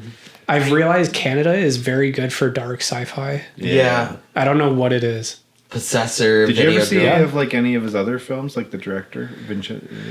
I've seen Cypher. Yeah. I've seen the one where they're stuck in the white void. Okay. Splice. I've yeah, seen have that. I haven't seen Splice. Really? No. That's an interesting I know one. he directed episodes of TV shows too. I just forget which ones. He also. Did he also do Into the Tall Grass? He know. did. He did Into the Tall Grass, and he also did like segment for ABCs of Death, U for Utopia, and I think he did an episode of Cabinet of Curiosities from Guillermo del Toro. I do remember that. Yeah. Well, he needs to get back into that Cube type shit because that was so good. God, what else is there? Black Rainbow. I love that one. Have you Beyond the seen Black that? Rainbow. Panos Cosmatos to me is like a genius filmmaker. That like film is like the only one I can think of that feels like a drug. Like it hypnotizes you. It's weird. man, that's what Mandy felt like. It felt like an art house director was directing a genre grindhouse film. I like Mandy a lot, but Black Rainbow is just something for me. Yeah, Matrix 2001, I think is like probably like the most finely made film ever. Really? Yeah, Interesting. even though I have to be in the right mood to watch it. Yeah. If I'm not, I have I- my personal issues with that film. If I'm not in the right mood, I'll fall asleep. But yeah. That's what's keeping me from wanting to watch I like that. a good chunk of that film, pretty much all the stuff with Hal. Yes, yeah. Everything else I'm kind of iffy about. It's like, it's whatever. I think the grand scope of it, even though I think the prehistoric stuff has aged the worst, is like the most mind-blowing, especially for the time. Yeah. My biggest mistake is researching it and finding out what it all meant. I should not have done that, because there is answers for everything. Yeah. But even then, like, couldn't the argument kind of be made that, like, if you have to research to find the answers, then that's kind of a mistake on the filmmakers? Yes, but I was researching it out of obsession, not frustration. Okay. And I would have preferred being ignorant. Yeah. Because then you can make up your own answers. Yeah. Like, you guys have both seen it. I feel like movies work better. You haven't seen it? Seen 2001? No. I've only seen, like, the beginning of it, like, with the cavemen, like, throwing the bone in the air, and then it turns into a satellite, and we get, like, the music, and then we get, like, some music interlude with the David and them in space, and then... You would like it if you like... It almost feels adjacent to Black Rainbow with some of the shots and the vibe. I promise you would like it. Yeah, I would have. I got no problem with Kubrick. Like, I love Clockwork Orange, Full Metal Jacket, and The Shining is taking a lot for me to appreciate, but I do appreciate that movie. Yeah. And then I will say I like horror movies as like a roller coaster kind of emotion. My type of horror is like stuff that's just creepy, like gets under my skin, just like stuff. Dude, that VHS, The Blair Witch, I watched that alone in the basement as a child. I was like 10 and I thought it was real. And it was the most fucking horrifying thing I'd ever seen. That's the thing with horror movies is, like, I find that, like, they're best consumed at home alone at night. Yes, which is hard to do. It is hard to do, but, like, I know a lot of people who are like, no, I have to watch horror movies during the day, and I'm just like, yeah, that like, ruins it. It ruins it, right? Because I watch horror movies during the day. Don't judge me. I watch them. Well, yeah, but like you also can watch them at night. Yeah, I know. I'm just saying that, like, if you want the full experience of a horror movie, the best way to watch it is alone in the dark at night. That's the thing I cannot do. I need to have at least one dim lamp on. No. If I was down here, all the lights off, and the only light comes from that TV. That's the only. I feel like I would go insane. Like, some of the shit I've been watching, if I watched it down here with no lights, I would feel like I'm looking over there and there's the Blair Witch, like, standing right there. You know? But that's the best part about it, is like when that gets under your skin and you're just kind of like, ugh. Like, you feel that chill, or you're just like, I need to test myself to do that. Yeah. For at least one, but I think I would be like, no, I can't fucking do this. Yeah. And that's why, like, you know, I love watching horror movies in theaters, but I usually prefer to watch them at home. Like, I saw Weapons in theaters, and it was good. That was good. I had a great time. It was a great movie. It was a great movie. We all love Weapons. But part of me also is just like, man, this would have been so much better if I just watched it at home by myself in the dark. Like, yeah, I saw it in like a half-empty theater with a good friend, and it was a really good time because I didn't know what to expect from it. My theater experience was like, it is like almost empty. Like, there's like 4 other people there, but it was all dead silent, and I was like sitting in the back, and I was like on the edge of my seat, like scared shitless. So, like, yeah, there were parts of it that really got to me. There was like when the door opens in the early scene, like oh, that scene, yeah, that got under my skin. Like, wait, like, it doesn't really. And when the jump scares do happen, it's not like forced jump scares. Like, it's like it happened diegetically. Like, yeah. Is like Zach Krager. Zach Krager From The Whitest Kids, you know. He's very refined. Yeah, he's really good at building tension and making scares without it feeling like a. He's good at doing a jump scare without it feeling like a jump scare. Like John Carpenter. Yeah, where it's just like you know, like obviously there's moments where it's just like whoa, and you're like, oh my god, but it's not like forced. Like, it's not. Yeah, it doesn't feel like I'm being. It doesn't feel lazy. Yeah, it's not. Try hard. Yeah. All right, boys. video games. I was talking to Tad. Yeah, First. I'm not. Well, that's kind of hard to say, man. Because like, honestly, I've been kind of on the out with the video game industry in the last couple of years. Mm-hmm. My PlayStation 4 is basically now just a glorified DVD player. Right. Yeah. I just don't like the way the industry's going. Why? It's just too focused on microtransactions and online gameplay, which are like my least favorite video multiplayer games. online stuff like Fortnite. Yeah, like first of all, the microtransactions ruin it because then it's just like, you know, like you got to pay to win. It's just like, well, fuck that. Yeah, and then like you have the multiplayer stuff was just like, okay, it's fun at the time. Until like the servers get shut down. That's everywhere. Yeah. Even in a Call of Duty, like that's even if you just, but yeah, like it's just, you know, you're not buying a product that's gonna last forever like it used to be. Okay, well, when you did like gaming, what was like your favorite games? I liked Minecraft. I liked the Batman Arkham games. I need to play those. They slap.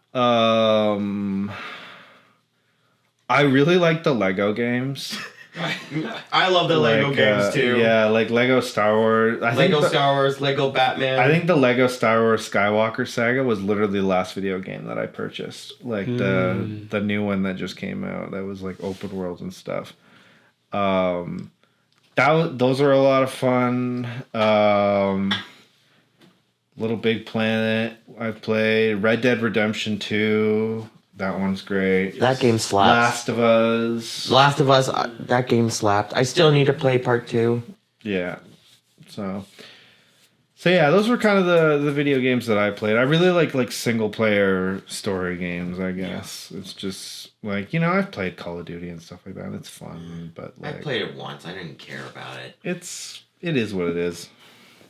As for me, for my gaming, like him, I'm more into single player story mode stuff. So like The Last of Us, Grand Theft Auto, when it's not like online, like Vice City, San Andreas, Grand Theft Auto 5, Bully. I loved Bully a lot. The game, not actual people. The Mass Effect trilogy, those games fucking slapped. Heavy Rain, Beyond Two Souls, Life is Strange. I play a lot of indie games on my laptop, so... What are you playing right now? Last year I just beat Mouthwashing, and I've been trying to demo for Pigface. It was like this Manhunt meets Hotline Miami thing with a PlayStation 1 aesthetic. Yeah. Really stressful and anxiety-inducing. I also love a lot of Hotline Miami 1 and 2. Mm-hmm. If not for the difficult gameplay, then for the music that slaps. You know what I also really like? I really used to like the Telltale games. Yeah. Oh yeah, that are the based Wolf Among Us. Yeah, Wolf Among Us. The Walking Dead, yeah. Game of Thrones. I like Wolf Among Us more. Wolf Among Us was great. I really like those. Like they're basically like interactive movies. Mm-hmm. That's why I liked Heavy Rain and Yeah. Beyond Two Souls, because it felt like. That's why I like Metal Gear Solid. It feels like a really good movie that you're playing, right? Yeah. That and the Uncharted games. I liked Uncharted. I played Uncharted 4, The Thieves' End, and it felt like a interactive movie. Yeah, my favorite will always be 2. That one just felt like perfect. And I've recently tried playing Star Wars Jedi Fallen Order. Those are good games. Yeah, that game looks fun. Like, get to play as Cal, customize your own lightsaber. Takes place between Revenge of the Sith and A New Hope. Yeah, those games are pretty good too. I also like games that like inspire creativity. Mm-hmm. So like I said, Minecraft, which is like that's kind of the whole thing. It's just building shit. The Sims. That's what I was getting at. It's like I like Sims. I like Zoo Tycoon, like Roller Coaster Tycoon. Those kind of games that are always really fun. Yeah, fun to play. I used to be addicted to the Far Cry games. Yeah, because they let you make maps of anything. Nice. So I was addicted. In Far Cry 2, I would make like maps based on movies. Cool. Like my favorite one was like the Shining Hotel and stuff like that, and it's so addictive being able to like make a map and play it with others. Yeah. I was addicted to like a lot of like wrestling games where you get to customize your characters. Yeah. Yeah, It's always fun. And I'm a James Bond fan, so I would play. There's a lot of James Bond games that I love playing, like GoldenEye for the N64, World Is Not Enough, Tomorrow Never Dies, The new one looks good, eh? That's Oh, gonna yeah. be crazy. 007 First Light. Yeah, it actually looks awesome. It looks like they're taking the lead because they're figuring out who to cast for the movies right now. Yeah. This almost feels like an intermediary before that, the calm Yeah. before the storm, right? Do you think like the studio executives are like looking at this, be like, he kind of looks like Henry Cavill. It depends how old they are. Yeah, Right? yeah. I don't think they're gonna go with. I don't want Henry Cavill as James Bond because after him being cast as Superman, I can't think of him as any other IP character except for maybe Warhammer. What about Geralt from Geralt from The Witcher. Yeah, I forgot about that. I liked him in that and his bit appearance as the Calverine in Deadpool and Wolverine. I feel bad for that guy because he's such a nerd and he loves like the projects that he Cavill, does, but he's always getting shit on by the studios. Like, there's the whole Superman thing. Yeah, where it's like- he never got to play the character he wanted to play, and then finally, when it came around, he was like, "I'm gonna do it." Then we got a reboot. Then we got Man of Steel, and then And then same with like Geralt, where he's just like, I'm finally getting to play this character. It's great. It's living the dream. And then That's why I'm waiting for the Warhammer show if that ever happens. They said that he's in it, but sounds like development hell. Right? Hopefully, yeah, he better get on with it, and they better let him do his Warhammer thing because my buddy from England is dying to see a Warhammer movie with Henry Cavill. It would be hotcakes. People watching that shit. yeah. Yeah. Bond, I think someone like Michael Fassbender. I think you should go with someone with an unknown because Yeah. like Daniel Craig was an unknown, and the only reason they got him to play James Bond was because they saw him in Layer Cake, Yeah. Yep. and there's like a scene that felt very James Bond adjacent. I can't think of anyone famous right now who I can very clearly think that is the guy. Because Right. you want someone younger. And you want someone that nobody knows. Yeah. Because- Gotta be British too. so. Yeah, gotta be British, Irish, or Irish, Australian if you want to go that far with, because George Lazenby was Australian. And or he was like mid-20s when he did that movie. Yeah, he was Honor a young Majesty guy. Secret Service. And then he didn't want to do it anymore. Well, fuck. Who Yeah. knows? That was my favorite James Bond movie. I love Honor that. Honestly, I want to see a black James Bond. Like, sure. I think at this point It would be cool. It'd be, like Idris Elba would fucking slap as James Bond. I have no problem with any ethnicity playing James Bond as long as it's a man playing James Is Bond. Idris Elba British? Yes, he Yes. is. I didn't know that. Dude, you didn't know that? It- Oh man, Crazy. it's so funny. Like he just he was a voice in that movie Fixed. And like that's his actual like natural speaking voice. Yeah. And he's got like this British accent. Like a Cockney British. a very Cockney. That's And such a he mind used his- trip. It is such a mind trip. He man. used his Like, real accent in the Suicide Squad too when Yeah. he played Bloodsport. How unfair is it that all the British people can do flawless American Yeah. accents, but American actors can't do British The accents? craziest one for me is the guy from Walking Dead, the main actor. Yeah. Most like British sounding guy. Yeah, same with like Tom Holland, Henry Cavill. Yeah. Like they're- Tom Holland is one people want for James Bond. Yeah, but he's Spider-Man no, though. Oh, I know. No. He's Spider-Man. He's better off Yeah. playing Spider-Man than James Bond. He I can't just- even do a good Nathan Drake. He was okay. I just see that a lot. Yeah. Yeah. No, I don't know. I can't think of a single American actor who did maybe Peter Dinklage in Game of Thrones. Oh, they want the guy. I've also seen them floating around the dude who did Craven.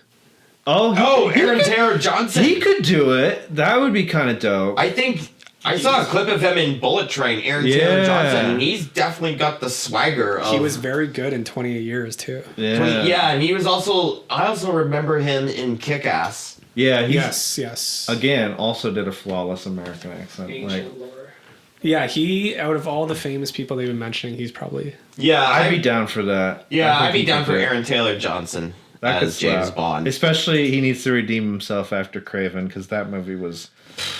Did you guys see that movie? No. I saw that in theaters with my girlfriend, and we had the best time of our lives. I saw a clip of Rhino doing his noise. Yeah, that's the thing that like everybody talks about. It's like it's such a... It comes right the fuck out of nowhere. Have you seen this? No, I need to. So like, there's this scene in the movie where like the Rhino is getting some bad news, and the guy comes up behind him. He's like, "Sir, we couldn't find him," and he's just standing there, and he goes.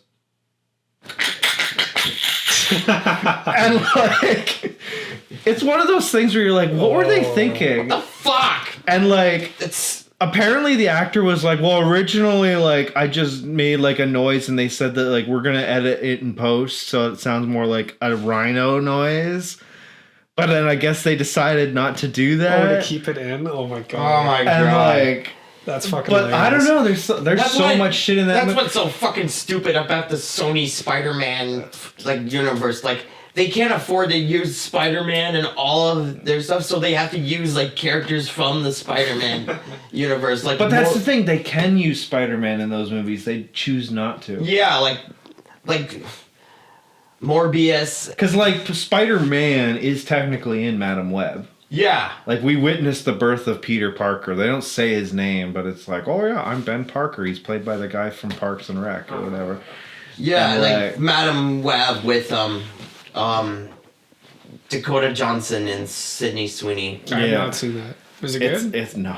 No? No. How was I- it good? Sony is just Was it strange. good? Sony, Oh, yeah, man. Sony. the only good Spider-Man movie they got right now, as of when it comes to Sony, is the animated stuff, like Into the Yes. Spider-Verse. I like the Tom Holland movies fine. Yeah, I like the Tom Holland. It was all right. Guys, let's talk Star Wars. Ah, Yeah. the main event. What are we going off here? Mason. What is this whole Star Wars thing? The basic conundrum is that I love the prequels, and he prefers the sequels. Yes. So, well, Where here's do the you thing. stand? Oh fuck me! So am I like some like tiebreaker? Maybe. Like Yeah. Or are you indifferent? Maybe you could be the deciding vote. We'll have it out. Look, okay. Here's where I stand, all right? I grew up with the originals on the special edition VHS tapes. Yeah. The ones where they have the documentary making of before the beginning of the movie. Yeah. Like A New Hope, Empire, Return of the Jedi. I watched it a lot as a kid, religiously. Okay. I even had the toys to the point that I put one of the TIE fighter troopers into the toaster. I'm going off topic right now. The point is, I loved watching Star Wars as a kid, the originals. And then the prequels came along, and I was like, it's okay. Like, there's some stuff that I liked about it, and then... You didn't like him as a kid? I thought the first one was okay, and then episode 2 came along. I got so excited for that because finally Anakin Skywalker's using a lightsaber, and then when I watched Attack of the Clones, I'm like, oh, this is so fucking boring. Huh. And then Revenge of the Sith, that was actually my favorite of the all of them? prequel trilogy because it felt like an actual Star Wars movie. I mean, yeah, and then we got a Star Wars hiatus for a while outside of the Clone Wars TV show. Then the sequels came along, and I only seen 2 of them in theaters: The Force Awakens and The Last Jedi. I have never bothered seeing The Rise of Skywalker, Oh, okay. but somehow Palpatine returned. But so if you were to ask me what my favorite trilogy is that I can watch from start to finish, it would be the original. Well, I think we can all agree that the originals are the best. Right? Yes, Right. like I like them except for all the Ewok stuff. in the Return of third the one. Jedi, like That is the same as Jar Jar for me. I wish it could be taken. Sure. You know? I can agree to that. Yeah. But even then, like, I feel like the Ewoks are a lot less offensive than Jar Jar. That's fair. And the Ewoks are more useful than Jar Jar. Yeah, the Ewoks have their moments at least. They at least fought they fought against the stormtroopers, and they're not like they're not making some fart jokes or. Yeah. Also, like, isn't Jar Jar kind of a racial stereotype? Oh, God. Wasn't that like a thing? Wasn't that like a? Yeah, I think a big Jar Jar's supposed to controversy? be like a racial stereotype of a Jamaican. Something like that. Yeah, I'm pretty sure there was like some controversy. Yeah, there with must that. have been. But But now I've watched the sequel trilogy, or at least the two of them, and I appreciate the prequel trilogy more. Like Why? the look of the planets, the creativity of the worlds surround them. And then you look at the sequel trilogy, and the only time we ever get any sort of prequel style creativity was in Canto Bight and Luke Skywalker's planet with all the porgs. I disagree. I think there's plenty of creative worlds in the sequels. There's like the Salt Planet in Lost Jedi. Oh yeah, I remember. There's Is Canto Bight the casino? Yes, Yeah, Canto Canto Bight's Bight the was the casino casino. one. That's the part where I fell asleep. Yeah. Yeah, even then, it was like, Okay. Here's the thing. Let me just state this for the record. Yes, okay. yes. I think that Star Wars is operating at the same level of quality as it did before George Lucas sold the rights to Disney. I think we're getting some good stuff. We're getting some bad stuff. Most of it's okay to bad. But at the very least, the sequel trilogy, as much of a mess as it is, there's more in it that I can kind of admire than the prequel trilogy, because the prequel trilogy you have to swift through like just mountains of garbage to get to the gems. Like Revenge of the Sith really is the only good film. That's true, in the that's prequel true. trilogy. At least Force Awakens, you know, it's basically a ripoff of A New Hope. yeah, it is. But it's a competent ripoff of A New Hope. And at least, I can see where you're coming from, and it has better camera work than the prequel trilogy. Yeah. And you know, Last Jedi, I like Last Jedi. I know a lot of people don't. I don't understand why people... It's a polarizing. But I don't understand why it's so polarizing. To me, I don't. It all comes down to Luke. That's what people hated the Why? most. They thought it was like a waste of the character, you know? I disagree. I think that's exactly on par with the character. I think Like what part of the character is that people didn't like? Refusing to be a Jedi anymore because of he almost killed Kylo Ren / Ben Solo. in my mind, it wasn't so much his philosophy that was a derailment. I think it was just like the moodiness of the character. Like Yeah, but isn't that kind of the whole point, is that like Luke was like this idealistic Jedi. He was the guy that was just like the Jedi are the coolest things ever. And like then you know, the prequels, the entire point of the prequels is like, hey, maybe the Jedi weren't as cracked up and as smart as they thought they were. I guess I was And wrong. that's Luke learning that. Or I misspoke. Not the moodiness, but like his sassiness in The Last Jedi, where he's like with the lightsaber. And then he's like, oh, I ain't going to teach you shit. And then I will say, I think it's undeniable that the Kylo Ren fight was not good. With Luke Where he's like dodging it and like... The Kylo Ren fight, like at with the Praetorian guards or Where whatever. they're, Like when the red- Kylo is fighting Luke. Oh, really? Yeah, I was really underwhelmed by that. I was thought that was underwhelmed by fine. that too. But I like the fight with like Kylo Ren and But Rey. I Yeah, like that. yeah. I like that Luke is doing exactly what he always does, which is like fighting, refusing to fight. That's the Return of the Jedi, where he's just like, oh, like I refuse to give into anger, and you know, Yes. the Jedi are supposed to be this peacekeepers, and I will not. And he said it himself. I will not be the last Jedi. Yeah. On a crowd-pleasing level, they knew, though, that a true kick-ass fight would have been wild. I thought, you know what? I thought it was incredibly badass when he walks out and like they shoot they shoot him and you just see the puff of smoke and you're like, wait, is that it? And then you just see him step out and he goes.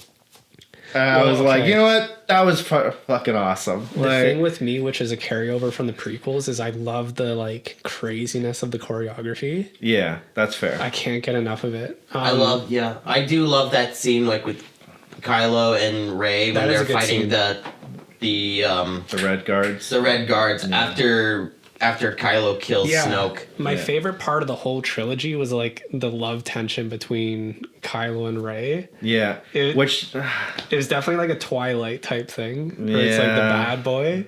I guess it was. Well, here's the thing: in Last Jedi, when he's like, "Screw the rebellion and the Empire, let's just do our own thing," I was like, that could be good, right? And then nope. Here's the thing that like frustrates me to no end with the sequel trilogy. I 100% blame the Rise of Skywalker being as big a clusterfuck as it is on the fans. Mm-hmm. I think if they didn't lose their shit and start sending death threats to actors after The Last Jedi, we probably would have gotten something. We would have gotten Duel of the Fates instead of Rise of the Skywalker. Which, if you read the leaked script, it's not a great movie, but it's better than what we got. Yeah, like, it's better. At least like the story arcs carry through and things make sense. Yes. Like Finn leading a stormtrooper rebellion against the Empire, like that makes sense. Yeah. That's his character. He was the stormtrooper that deflected, and he should have been a Jedi. Like, one thing that pissed me off about The Last Jedi is how they handled like Finn trying to sacrifice himself, and then Rose comes in. Yes, I remember that. Yeah, that fucking pissed me off. I'm like, why? Yeah, but like I do like Rose's line where she's just like that. We beat the Empire by not sacrificing what is it? It's like, oh, we don't sacrifice. We're not beating the Empire by sacrificing what we have, but saving what we love, or something like that. Something like that, yeah. But then, like, it's a good line. But it did. But all she did was she made it more difficult for the Resistance to like escape from. Yeah, but really, what would Finn have done by sacrificing himself? He would have taken out like one AT-AT, and then like the others would have just continued moving on. Like, Maybe I'll give The Last Jedi another chance. You need to watch Rise of Skywalker. And I'll watch the Rise of Skywalker. Then I can form my own opinion on the sequel trilogy. Officially. Yes. Well, because, like, here's the thing. I will not deny that the sequel trilogy is incredibly flawed. They fucked up a lot on those movies. But no more so than the prequel films. Like I said, like, I'm sorry. Attack of the Clones bores the fuck out of me. Agreed. I had a good first exposure to that because I saw it on IMAX. Oh, really? As a kid, yeah. But I do remember as a kid thinking the factory scene was really... The factory scene, like, the only good stuff in that movie is literally the last, like, 30 minutes. Yeah, I love the Clone War with all the crash zoom, the effects still looks good. I love... That's all it's got going for it. I'm sorry. The Padme and Anakin's love story is like one of the worst love stories I have ever been exposed to. And you know what's even worse is that, like, I feel like George Lucas kind of like had no idea what the fuck he was doing with that love story, because like it's just so inconsistent between the second and the third one. Yeah, and the third one it feels more real. In the third one, it feels more real, but also, like, there's moments in the third one that are, like, ruined by the second one. Like when she shows up at one point and is like, oh, like, I heard you killed younglings. It's just like, yeah, you already knew that. He killed, like, younglings in the second one. He admits it to you. He's Those just were like the Tusken women, Raiders. yeah, and the children too. Yeah, the Tusken Raiders. I slaughtered them all. Like, why are you suddenly surprised by this? Like, here's the thing. and you know what? They could have fixed it. They could have fixed it by having Anakin not tell her. It would have been a secret. He was lying to her, and then when she finds out, all of a sudden it's like, oh. It would have been good like that, yeah. Yeah. Yeah. Well, And and there you go. That's my problem with the prequels. Every single prequel film contradicts itself. It feels like a first draft. If he had teamed up with like someone really fucking good in like grand scale adventure sci-fi, Yeah. James Cameron, Ridley Scott, they would have. Someone just to like script advice. Yeah. Because that's the thing. Like George Lucas is a genius when it comes to a lot of ideas. You know, there are things in the prequel trilogies that are like, wow, you're operating on like next level storytelling, but he just doesn't have the execution. He's got like these great ideas but no execution. Yeah, great. That's why like the best Star Wars stuff at the time that came out was like the stuff that like where George Lucas was like, yeah, you should do this, and then like Dave Filoni was like, cool, I'll do that, and he goes off and does it. Yeah, like I'm glad that you went with Dave Filoni. With like I think Jon Favreau was like the magic behind that success. Jon Favreau, you know, yeah, the Mandalorian. Yes and no. I don't know. Book of Boba Fett was apparently like a big baby of his. Really? And, oh yeah. So like, apparently he was like a huge part of the creative process on that. Okay, never mind. And it's one of those things where it's just like, that's a very flawed. Because Mando season 1 and 2 felt like peak. Oh, like, Mando season 1 and 2 is great. Especially like the response to Luke in the finale. Yeah. Far flip side of the coin to Last Jedi, right? Yeah. And like you can say the audience is dumb for wanting a cathartic popcorn moment. Yeah. But it's weird in my mind that they would alter Rise of Skywalker based on the audience, because you always hear about these companies saying, if you don't like it, don't watch it. You know, why would they impact it? You know? Disney as a company is very people pleasy. Yeah. They want everybody to be happy. So like it's one of the Maybe and like that's when the tide shifted then. That's probably like the issue. Like the issue I do think is like they should just not pander to these people who are like, you might as well stick the course, yeah. If you have a plan. But at the same time, I can also understand why, like, maybe they're like, oh, please, like, we do not want to go through that again. Like, just, if you could avoid it, please do. That would be great. Like, I think, despite writing and acting quality, the technical, like, marvel of the prequels and the design, I think Tony, whoever the art director was just incredible. I think I love the art direction of the prequels. Yeah. Like first film, Duel of the Fates, I think the opening is amazing. Yeah. Phantom Menace. On the Federation ship, yeah. Yeah, and then you got pod racing and Duel of the Fates. Attack of the Clones. Yeah. I don't like sand. Definitely a misstep, but the whole war Camino shit is great. Revenge of the Sith, the best moments were always like Luke and Obi-Wan versus Dooku, Obi-Wan versus General Grievous. Yeah. I think all of that film is somehow far better than what came before. Anakin Skywalker like massacring the Jedi Temple and killing the younglings. Yeah. I'm gonna need to battery change soon.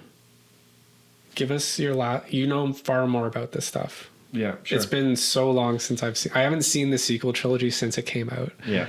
But I do remember laughing my ass off when they're like, Palpatine is back. Shit. Give us your last thoughts on the state of Star Wars and the validity of the sequel trilogy. I think Star Wars, like I said, is in the exact same space it was, years ago. Like, now, granted, more shit is coming out because Disney just loves to pump this crap out. For money reasons. But, I think we've gotten some good shit out of it. I liked Ahsoka. I love Andor. Andor slaps. Mandalorian, I like. I enjoyed some aspects of the Obi-Wan miniseries. Yeah, I didn't mind the Obi-Wan miniseries. I think it would have been better as a movie, but yeah. And I also dug the Visions, the anthology series. Yeah, those are cool too. Watch that, yeah. Those are cool too. I think the franchise, I don't know how much longer it has. It exists.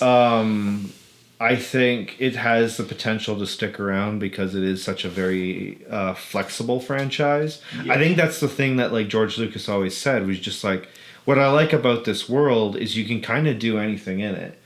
Like he's just like, if I want to make a Godzilla movie, I can set it in Star Wars and it'll fit. He's done it.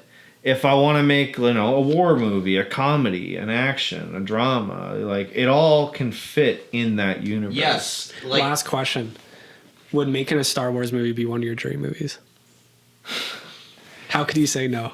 You know, I would love to make a Star Wars movie. The problem is I don't want to deal with the fan bullshit. That me neither. That's what. what. Fair enough. I don't need a bunch of no-name idiots on Twitter saying that like I ruined their childhood and like or fuck maybe you. save their childhood. I hope you die in a ditch somewhere. Like I don't need that in my life. So you know what? Ryan Johnson must have the biggest dick on the planet because he still gets death threats to this day. And I don't know how it doesn't affect him. He's still making the Benoit Blanc movies, the Knives Out franchises. Like he's got a third one coming out. Called He still to this day would be like, I would 100% return and do another Star Wars movie. And yeah, you know what? He's got a zero fucks given attitude. You gotta respect that. All right, boys, hold that thought.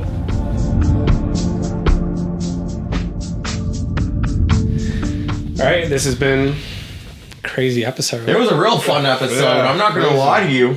We'll have to have you guys both back on once for sure your future projects are kind of further down the line. Definitely.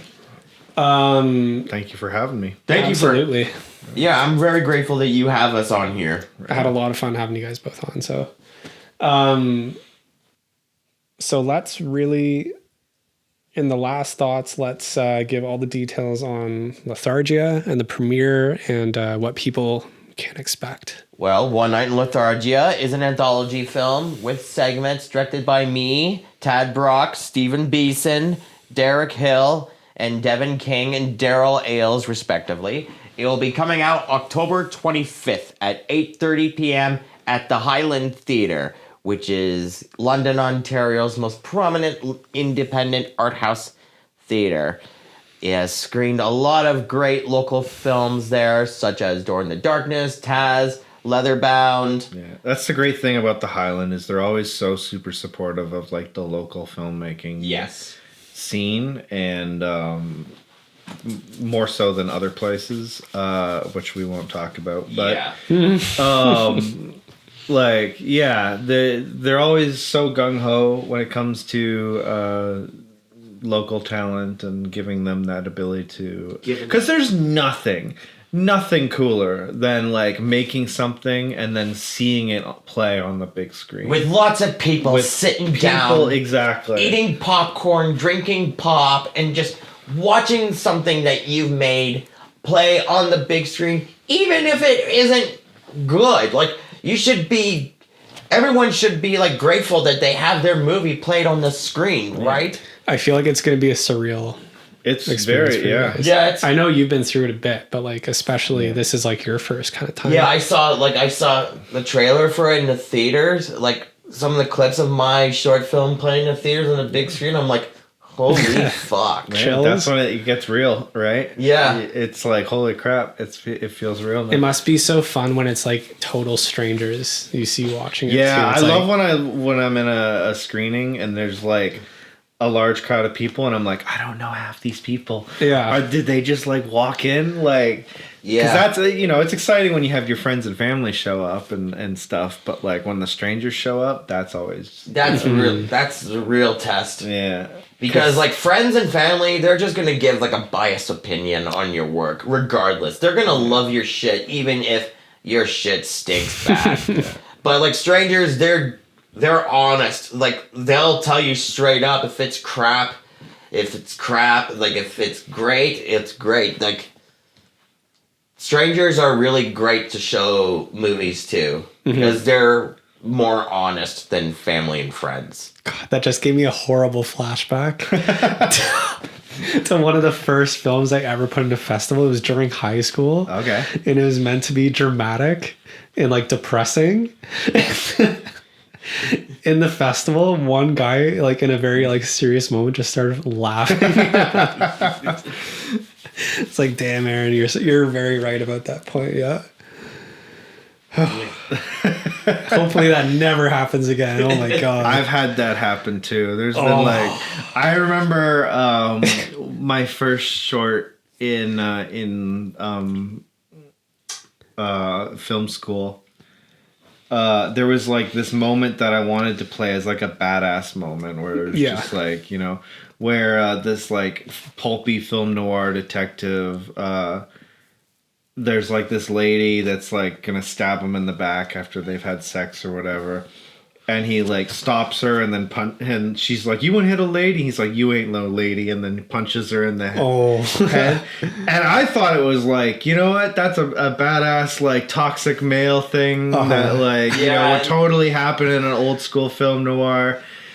And I remember the first rough cut I played that and like three people thought it was hilarious and like really laughed. I'm like, well, that's not what I was going for. You ain't no lady? You ain't no lady. You need to send me that, dude. I don't have that anymore. I've destroyed all copies that of does that. Sound but so yeah, I ended up cutting that scene and had to do a reshoot. That's funny. Unintentionally funny. Yeah, I do love when that happens though, where you're like, this is a great moment, and, right?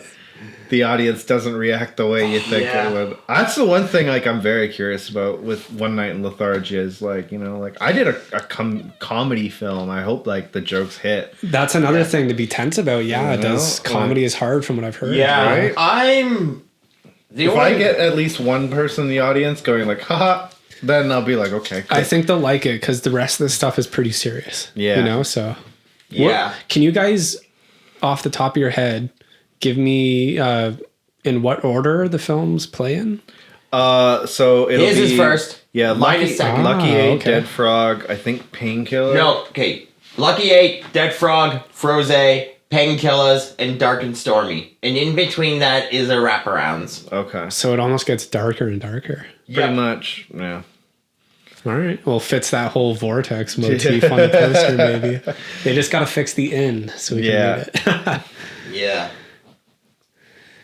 All right, boys. Before we sign out, Aaron, you go first. Give advice to people who want to make films. Don't give up. Don't give up. And just keep writing. And if you ever feel like you're never ever going to get your film done, just remember, I was like, I tried to get between each short films I've made, I had to figure out how to get it done. So if you feel like you're never ever going to get yours done year by year or every year or whatever, just know that you will get your short film done. It will be done like either it be next year or 3 years from now, 4 years from now. You will have your film be made. Don't stress yourself.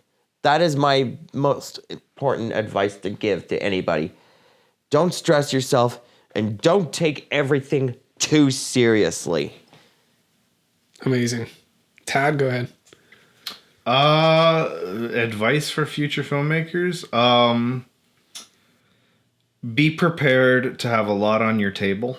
Mm-hmm. Shoot for the stars, but also know your limit. Finances, big one. Money, you like it or not, you can't make a movie. I mean, it's really, really hard to make a movie on nothing. Event was a movie that I acted in. It's one location, one actor, and it still costs like $3,000 to make. So I'm sorry for interrupting you. It's I would just say that you know, be very shoot, like I said, shoot for the stars. Don't give up, like Aaron said. But yeah, that would be my advice. my one more advice I would put is adaptability. Yep. Always adapt to whatever changes may occur during pre-production. Like, if an actor drops out and you can't find any more actors, rewrite the script and just... That is a big one. David Sandberg, the guy who directed Shazam, and, like Lights Out, Annabelle. He did a great video online on YouTube where he talks about like how filmmaking is basically just problem solving. Because like you'll be on set one day and you're like, hey, guess what? We don't have this actor. It's like, okay, well, how do we work around that? Or like, hey, you'll be on set one day and you'll be like, hey, just so you know, like the actors that the costumes that they're wearing in this scene, they're also going to be wearing in this scene, and this scene's outdoors at night, so is there a way you can get the actors in, you know, some clothing that would be more comfortable? And you know, it's always problem solving. That's the only way a movie gets done. Yes, problem solving skills. That is the most important thing you gotta have on the film set, is problem solving skills. Yeah. We all had it on all of our films, that's for sure. Like, otherwise, you'd be Uwe Boll and you would just have a lot of films and not solve them at all.